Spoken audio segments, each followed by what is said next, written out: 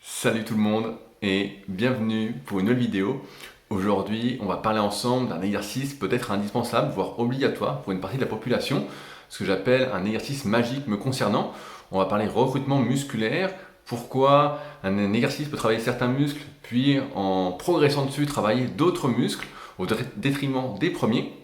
grâce à une question qui a été posée encore une fois sur les forums Superphysique. Mais avant de commencer, je vous rappelle que si ce n'est pas encore fait, j'ai réalisé une formation gratuite à destination des pratiquants de musculation sans dopage. C'est le premier lien dans la description où je recense mes meilleurs conseils, ceux que vous ne retrouverez pas dans mes articles, dans mes vidéos et ni dans mes livres. C'est d'ailleurs un bon préambule à mes livres afin de vous éviter, comme j'ai pu le faire par le passé, notamment à mes débuts, de perdre du temps, de subir de nombreuses blessures et donc de gagner du temps, sachant qu'au début, je pense que personne ne me contredira, on perd tous énormément de temps avant de comprendre comment il faut s'entraîner. Donc si ça vous intéresse, c'est gratuit, il n'y a aucune obligation d'achat de quoi que ce soit derrière. C'est le premier lien dans la description. Donc cette semaine, il y a Humus sur les forums, donc c'est son pseudo, qui fait du pullover depuis un petit moment et qui explique un peu l'évolution de l'exercice d'un point de vue du recrutement musculaire le concernant. En fait, au début, quand il faisait du pullover, il sentait que ça lui faisait surtout les pectoraux. Il voyait, il mettait léger, il débutait, ça lui faisait vachement les pectoraux.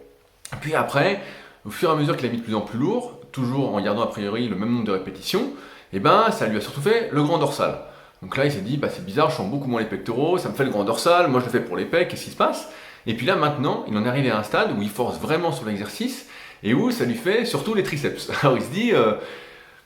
est-ce que ça sert à quelque chose que je continue à faire du pullover? Et si oui, comment je peux faire pour que ça me refasse les pecs? Parce qu'à la base, je faisais l'exercice pour les pectoraux. Et donc, il y a plein de choses qui sont assez intéressantes dans ce questionnement que je voulais vous expliquer avant de me faire attaquer par une mouche. Donc, la première, c'est qu'on voit qu'un exercice, en fonction des charges qu'on va utiliser, en fonction de comment on va forcer, parce qu'on sait que quand on débute, on force moins que quand on va progresser petit à petit, plus on évolue, plus on a d'années d'expérience à soi, quand on a vraiment envie de progresser, plus on va forcer, et plus ça va modifier le recrutement musculaire. On voit là qu'au début, les charges légères vont lui permettre de bien utiliser les pectoraux, puis dès qu'il va mettre plus lourd, a priori, il est plus fait pour le grand dorsal que pour les pectoraux, donc le pullover va lui faire surtout le grand dorsal, et puis quand il va forcer encore plus, on va se retrouver sur le facteur limitant, notamment des exercices de développé et de pullover, à savoir les triceps, notamment la longue portion, puisque la longue portion, si vous ne savez pas, celle qui est dessous le bras, s'attache sur le dos et est biarticulaire et en fait, elle va servir à rapprocher le bras du corps. Donc par exemple, si vous faites des tirages pour le dos, que ce soit des rowing ou même des exercices de traction à la poulie haute, si vous avez la longue portion qui est vraiment très très longue, c'est vraiment très long sur l'omoplate et qui descend jusqu'au coude, et ça arrive dans certaines analyses morpho-anatomiques que je fais, c'est normal que vous la ressentiez, ça peut même être un facteur limitant, notamment si vous allongez les répétitions. Un autre point important, en dehors de la charge et du fait de forcer qui peut changer le recrutement musculaire, c'est que le nombre de répétitions va également influer grandement les muscles qui vont travailler. Je me souviens d'une interview de Blas Figueras dans le Vieux Monde du Muscle, qui lui disait que sur les exercices de pectoraux et de dos, il faisait tout pour ne pas dépasser 8-10 répétitions parce qu'il avait remarqué qu'au-delà, il sentait surtout les bras. Et à l'inverse, il préférait travailler les bras en série un peu plus longue afin de moins tricher et de moins sentir les muscles secondaires. Donc ça, on voit aussi que le nombre de répétitions va influer sur le recrutement musculaire. Maintenant, sur le pullover, ça permet de dire une chose, c'est que c'est un exercice qui travaille pas mal de muscles. Et c'est pas pour rien que, à mon sens, c'est un exercice assez magique, un exercice qu'on pourrait appeler rentable, notamment pour les personnes qui manquent de temps, puisqu'on voit que ça travaille pas mal de groupes musculaires. Ça travaille donc les pectoraux, chez notre pote Humus, c'est comme ça qu'on va dire, je ne sais pas trop comment le prononcer, le grand dorsal, donc le dos, et également les triceps. Ça va également faire les épaules, quand on va ramener, on voit que ça fait l'avant des épaules. Et donc on voit que quand on finit le pullover, ce qu'on avait déjà fait, on est gonflé de partout. Maintenant, le pullover, c'est un exercice qui est extrêmement intéressant, notamment pour les personnes qui débutent la musculation. Peu importe votre âge, c'est sûr que plus vous êtes jeune, plus vous avez intérêt à faire de pullover. S'il y a des jeunes qui me regardent aujourd'hui et qui ont peut-être 14, 15 ans, abusez du pullover, allez-y à fond avec des exercices d'écarté pour les pectoraux en cherchant à avoir le plus d'amplitude possible, car à cet âge-là, les cartilages costaux ne sont pas encore vraiment soudés, pas encore vraiment durs, et on peut tirer un peu dessus par des exercices d'étirement à pleine amplitude, sans avoir besoin de charger très très lourd, et donc ça va vous aider à avoir plus de cage thoracique, et plus on a de cage thoracique, plus ça va aider plus tard pour le développement des pectoraux, du grand dorsal, et même pour des activités cardiovasculaires si après vous voulez vous mettre à une pratique plus assidue. Donc le premier point pour qu'on fait du pullover, c'est pour développer sa cage thoracique. Le deuxième point, si on est un peu plus vieux, c'est pour travailler, on va dire, sa mobilité, d'une part sa souplesse, donc la capacité de se laisser étirer passivement, mais également, comme on va mettre du poids de plus en plus, sa mobilité, c'est-à-dire la capacité de résister à une charge, puis de la ramener avec le pullover. Donc vraiment de développer, on va dire, sa force dans une amplitude un peu extrême, qu'on n'utilise pratiquement jamais dans la vie de tous les jours, mais qui va faire du bien pour se renforcer de manière plus globale et éviter, on va dire, un certain nombre de problèmes, notamment au niveau des épaules. Car vous le savez peut-être, plus on a les épaules raides, c'est pas le mot, mais plus on va manquer de souplesse au niveau des épaules, moins on va avoir de liberté de mouvement, et plus dès qu'on va sortir de son amplitude, sa capacité de mouvement, plus on a de possibilité de se faire mal. Et donc, en ce sens, le pullover fait vachement de bien. C'est pourquoi, chez pas mal de pratiquants intermédiaires, qui font du pullover en fin de séance, vous devez ressentir, comme je le ressens aussi également, un bien-être au niveau de la ceinture scapulaire, donc des épaules et de la cage thoracique, assez important, notamment quand c'est fait en fin de séance, en série relativement longue, on sent que ça fait du bien. D'autre part, pour les personnes donc débutantes, pour moi le pullover c'est un exercice qui est vraiment un peu indispensable, donc pour ces deux raisons-là, un, la cage thoracique, et deux, le travail de la mobilité, parce que si vous êtes comme la plupart des individus, dont je fais partie aussi souvent, on n'a pas le temps de travailler sa mobilité en dehors de l'entraînement, et donc il faut se servir de l'entraînement pour la travailler, pour avoir une meilleure capacité de mouvement qui va nous aider donc dans plein de choses. Donc ça me permet de gagner du temps. Si vous êtes un pratiquant intermédiaire, ça peut être une excellente idée de le faire, ce coup-ci peut-être pas, justement, et c'est là où je veux en venir, dans une optique de progression. Peut-être juste dans une optique de mobilité en fin de séance pour s'étirer, à raison de 2 séries de 15-20 répétitions. Parce que le pullover, comme c'est un exercice qui étire fortement, on a les bras déjà au-dessus de la tête, donc vous voyez bien, on a le bras qui monte au-dessus de la tête, on est avec une forte amplitude, et on sait, suivant la relation tension-longueur, qui dit qu'un muscle s'exprime au mieux, c'est là où on a le moins de chances de se blesser lorsqu'il est à longueur optimale, c'est-à-dire ni trop raccourci ni trop étiré,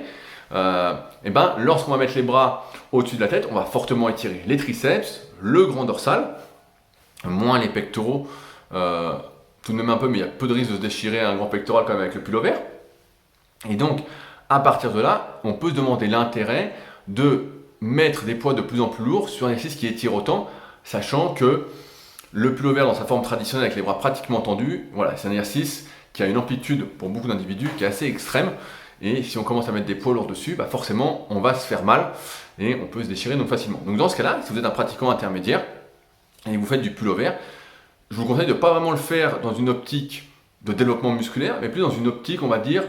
de renforcement musculaire. On va différencier les deux. Quand on fait un exercice pour prendre du muscle, on cherche à progresser dessus, on va à un moment forcer, on être arrivé à bourriner. Or le pullover, c'est pas un exercice fait pour bourriner, sinon vous courez à la catastrophe. Enfin, si vous êtes un pratiquant, on va dire, confirmé, ou voire intermédiaire, et vous souhaitez utiliser le pullover dans cette optique de travailler pas mal de muscles à la fois, ce que je vous recommande, c'est ce qu'on avait vu dans la vidéo, le meilleur exercice pour les triceps, en fait, c'est de faire du magic triceps, c'est-à-dire du pullover bras fléchis, que ce soit avec haltère ou avec barre. Et là, dans ce cas-là, on va retrouver le pullover comme un exercice principalement pour les triceps. En fléchissant les bras, on va réduire la notion de surétirement. On va réduire l'étirement parce qu'on va réduire le bras de levier, donc on va pouvoir mettre beaucoup plus lourd. Et les risques sont vraiment diminués parce qu'on va tout de suite placer l'épaule dans une autre position et ça va être beaucoup plus simple. Et dans ce cas-là, c'est pareil, c'est pas un exercice que je vais vous recommander de faire en série plutôt courte, mais plutôt longue. Quand je dis plutôt longue, c'est au moins 15-20 répétitions. J'hésite pas des fois à faire monter mes élèves, ceux qui font appel à mes services de suivi coaching à distance, jusqu'à 30 répétitions en fin de séance, voire même en premier exercice pour les triceps. Et là, ainsi, ça va vraiment vous aider à développer des triceps de fou. C'est ce qui m'a permis personnellement, alors que j'ai des triceps plutôt courts et pas vraiment faits pour les développer à fond. C'est un grand espace entre mes triceps et mon coude. Pour ceux qui me suivent sur les réseaux sociaux, notamment sur Instagram, quand je fais une pause triceps, vous voyez qu'il y a un trou important. Grâce à cet exercice-là, j'ai vraiment réussi à développer mes triceps, alors que tout ce que je faisais auparavant, ça ne marchait pas. Parce que là, justement, le fait que ce soit un exercice polyarticulaire va permettre de mettre beaucoup plus lourd. Comme on ne fléchit pas vraiment à fond les coudes, on est quand même sur une amplitude, on va dire, d'étirement au niveau des triceps qui peut passer. Normalement, si on a une bonne souplesse, ça passe plutôt bien et on va pouvoir mettre donc beaucoup plus lourd. Ça permet de dire aussi autre chose, c'est que on voit cet exemple avec la question de humus, c'est que en fonction de sa morpho-anatomie également, le recrutement musculaire, les muscles qu'on va travailler, on va dire quand on force, parce qu'encore une fois, quand on veut se développer avec la pratique d'un exercice, si on le fait dans cette optique d'hypertrophie musculaire, à un moment il va falloir forcer. Et on peut voir que là, humus, sans doute, j'ai pas vu de photo de lui, mais il a sans doute les pectoraux en point faible, les triceps en point fort, avec les pectoraux peut-être qui sont relativement courts sur le torse, donc aussi bien en largeur qu'en longueur, ce qui doit lui faire un long abdomen. Il a les triceps sans doute en point fort, donc ils sont très longs, et souvent ça va de pair avec un grand dorsal qui est, attention, il y a une mouche qui est passée devant l'écran, ça va de pair notamment avec un grand dorsal qui est plutôt long, parce que souvent quand on n'est pas fait pour les pectoraux, il y a deux cas de figure qui se présentent, qu'on voit dans le tome 1 et le tome 2 de la méthode Superphysique, à savoir que soit on n'a vraiment pas de cage, et dans ce cas-là, on est vraiment très très étroit, et dans ce cas-là, le grand dorsal, ça m'étonnerait qu'il fasse une grande partie du travail au pullover. Mais l'autre cas,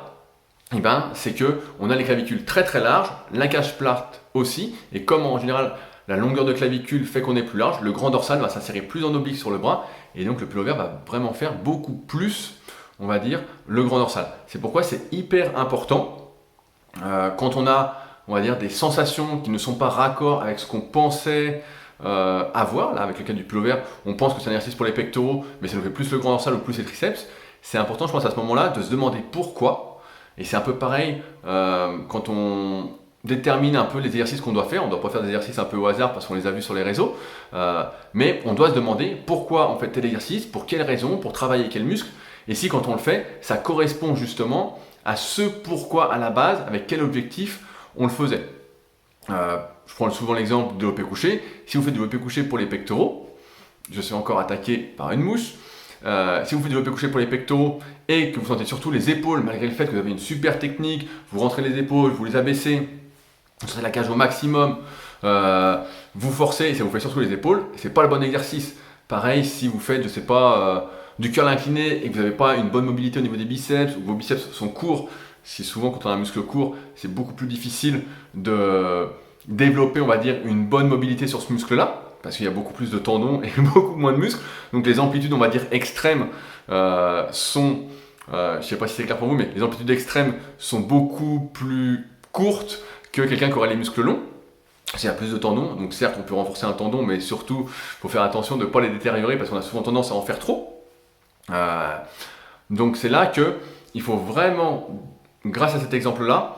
grâce aux sensations qu'on va avoir par rapport à un exercice, par rapport à son analyse morpho-anatomique, déterminer pourquoi on fait un exercice et si ça va bien dans le sens de nos objectifs. Parce que si on fait un exercice pendant un moment et que parce qu'on nous a dit voilà c'est le meilleur exercice, il est obligatoire, il est indispensable, tu vas voir, tu vas prendre des cuisses de fou avec ça, tu vas prendre des épaules de fou avec ça, et qu'en fait quand vous faites l'exercice pour les cuisses, vous faites surtout les fessiers,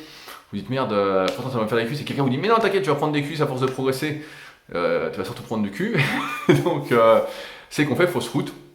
et c'est pourquoi c'est hyper important de vraiment avoir cette démarche, on va dire proactive, de pas juste appliquer. Mais à un moment, certes au début, il y a des exercices de base à respecter. Comme je disais, si vous êtes débutant, je pense que le pullover c'est un bon exercice pour vous parce que ça va vous aider à apprendre à sortir la cage, à développer une bonne mobilité thoracique,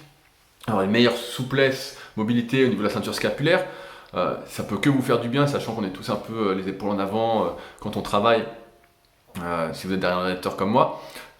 Mais ensuite, peut-être dans une optique d'hypertrophie musculaire, ce ne sera pas le bon exercice pour vous, surtout dans sa variante de base. Ce sera un exercice plus dangereux, qui aura plus d'inconvénients que d'avantages. Et dans ce cas-là, on peut passer sur la variante que j'ai expliquée.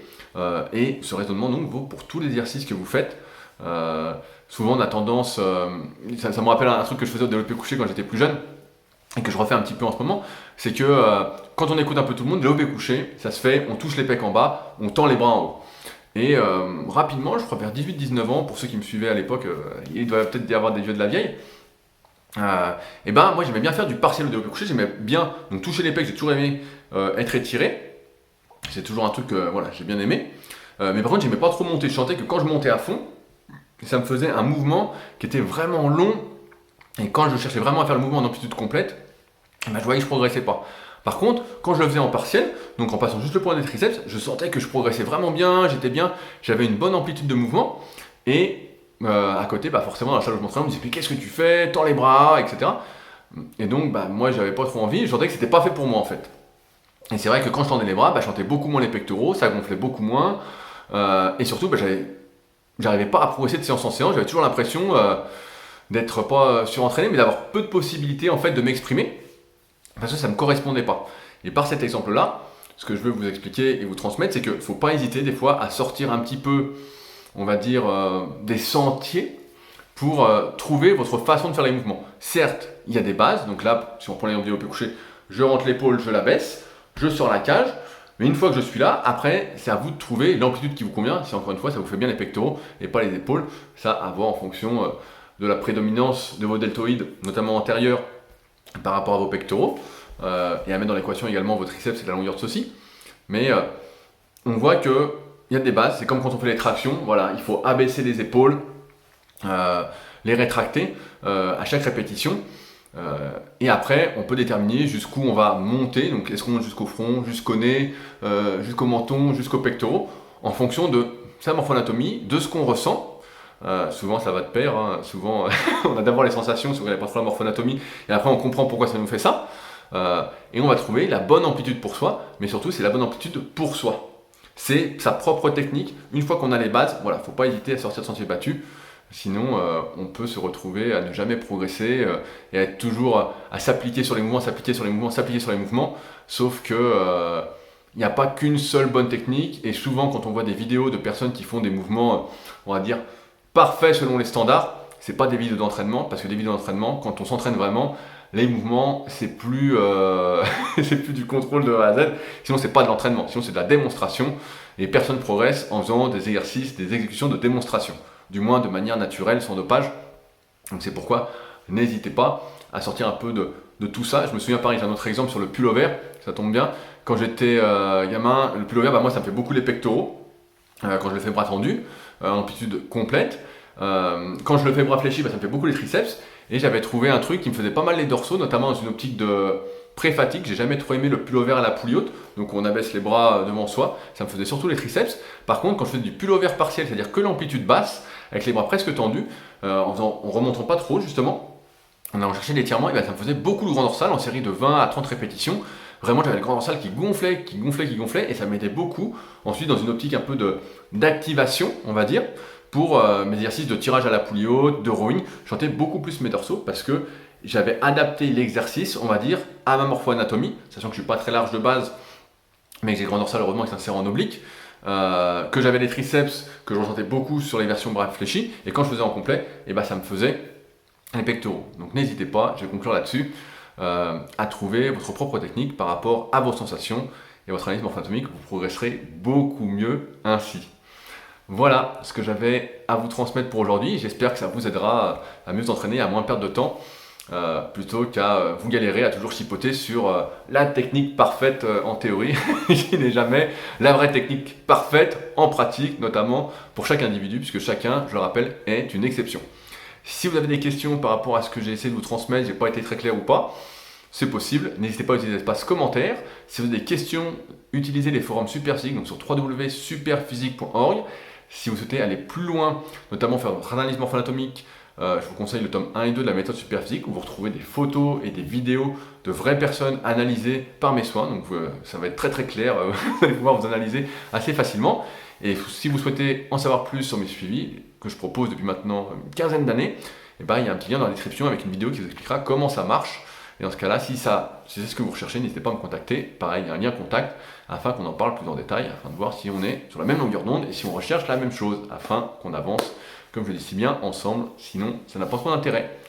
Voilà pour aujourd'hui. J'ai plus qu'à vous souhaiter un bon entraînement et à la semaine prochaine. Salut!